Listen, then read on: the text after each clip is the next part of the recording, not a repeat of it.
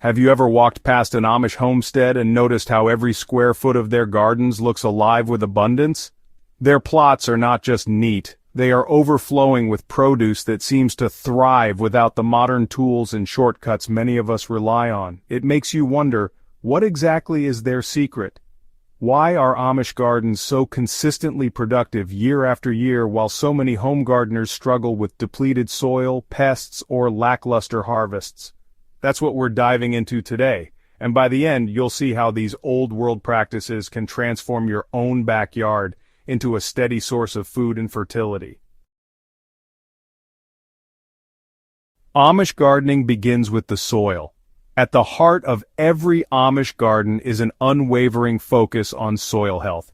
They know that soil is not just dirt, it's the living foundation of all growth. Instead of synthetic fertilizers, Amish families rely on composted manures, cover crops, and crop rotations to keep the soil rich and balanced.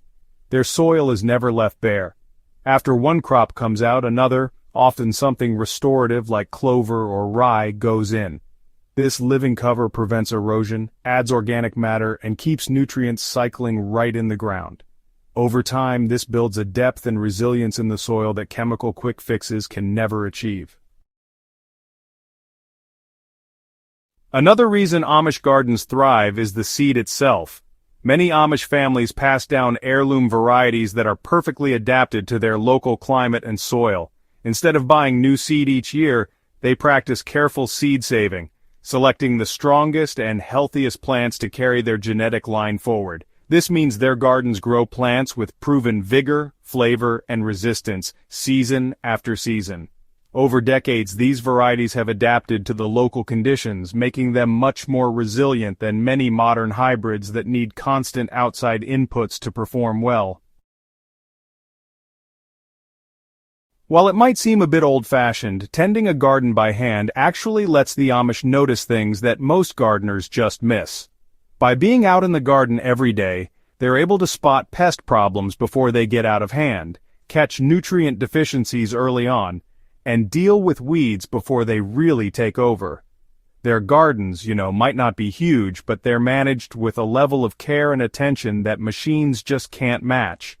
And honestly, this balance of hard work, observation, and patience leads to plants that are healthier and way more productive in the long run. Amish gardens aren't usually planted in those long, monotonous rows of just one crop. Instead, they're super diverse, often mixing vegetables, herbs, and flowers all together. This kind of diversity helps confuse pests, attracts pollinators, and makes sure that if one crop struggles, others can still do well. You'll often find chickens and livestock nearby too, adding manure and helping to close the loop of fertility. Everything is integrated, and nothing really goes to waste. This creates a garden that's not just productive but also self-sustaining, so it needs fewer outside inputs to keep going strong. The great thing is, these Amish principles aren't stuck in the past. You don't need a horse-drawn plow or a bunch of farmland to use their methods. Start with your soil, feed it with compost, keep it covered with plants, and never let it sit bare. Save seeds when you can, pick varieties that do well where you live, and try to mix up your planting. Most importantly, just be present in your garden. Give it your time and attention, and before long, you'll start to notice the same kind of abundance that makes Amish gardens, well, pretty legendary. So, the next time you're wondering why your garden isn't producing as much as you'd like, maybe look to the Amish way.